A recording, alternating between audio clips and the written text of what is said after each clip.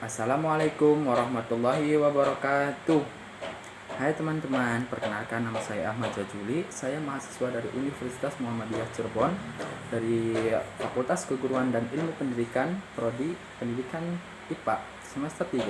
Di sini saya akan menjelaskan secara singkat tentang pendekatan pembelajaran IPA untuk memenuhi tugas kuliah RPL Sains IPA. Kita lanjut ke pembahasan langsung ya.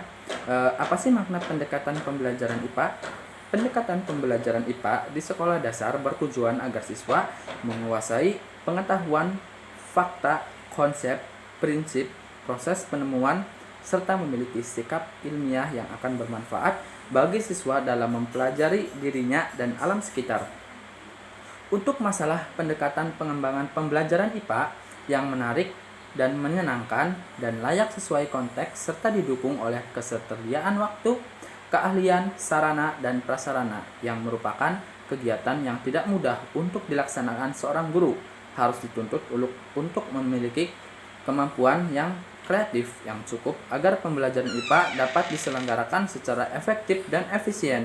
Nah, yang akan kita bahas lebih dalam lagi yaitu pendekatan sains fiktif dan pendekatan keterampilan proses. Yang pertama kita bahas pendekatan sains fiktif. Pendekatan sains fiktif merupakan salah satu pendekatan yang mengarahkan peserta didik untuk menggali berbagai informasi secara ilmiah. Menurut Kemendikbud, pendekatan sains fiktif adalah proses pembelajaran yang dirancang sedemikian rupa agar peserta didik secara aktif mengkonstruksikan konsep, hukum, atau prinsip melalui tahapan-tahapan mengamati, merumuskan masalah, mengajukan, atau merumuskan hipotesis, mengumpulkan data dengan berbagai teknik penganalisisan, data yang menarik kesimpulan dan mengomunikasikannya atau prinsip untuk ditemukan.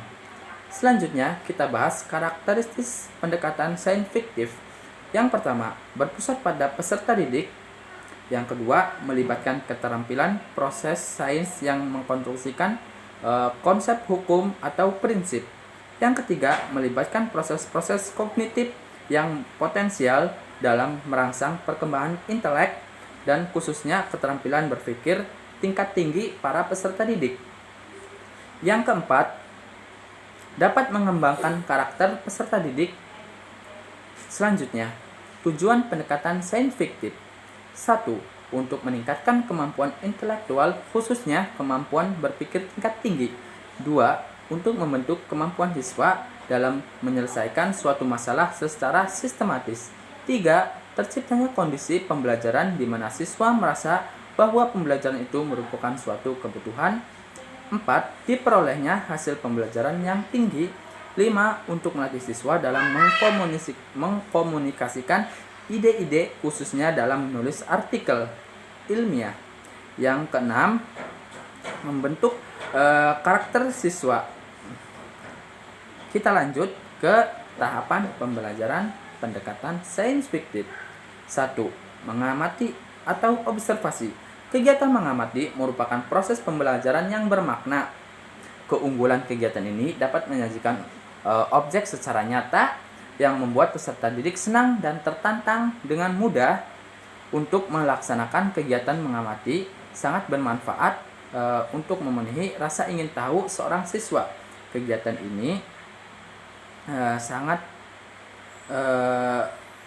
bervariasi dan membuka kesempatan peserta didik secara luas yang melalui kegiatan melihat, menyimak, mendengarkan, dan membaca.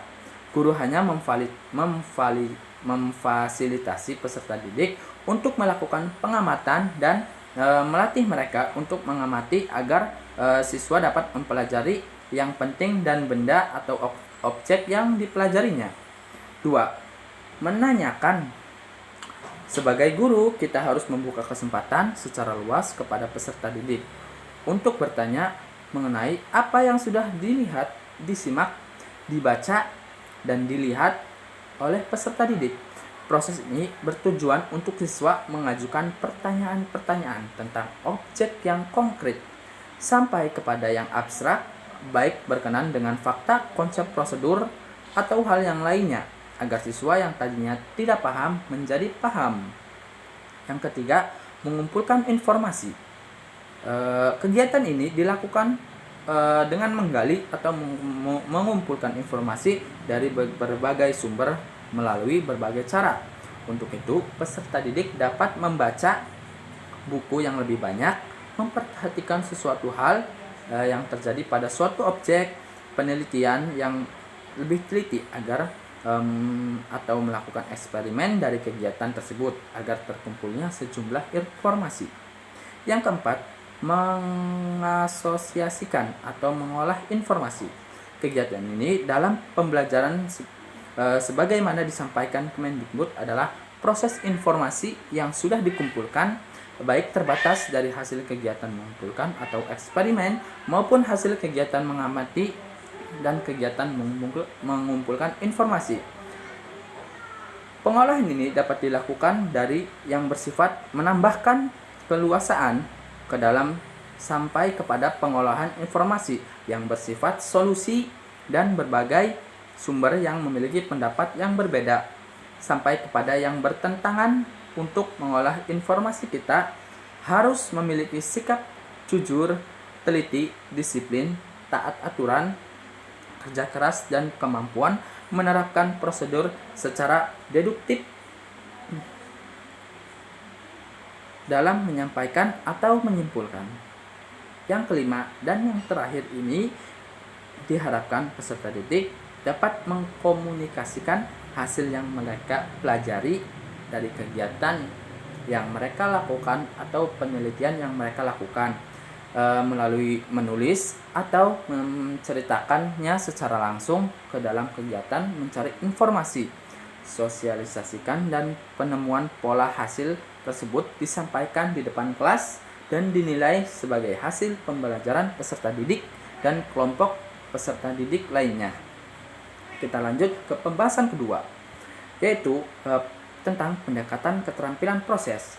Keterampilan berarti kemampuan menggunakan pikiran atau nalar dan diperbuat secara efisien dan efektif untuk mencapai tujuan atau hasil proses yang kita inginkan. Dapat didefinisikan sebagai perangkat keterampilan kompleks yang digunakan ilmuwan untuk melakukan kegiatan atau penelitian.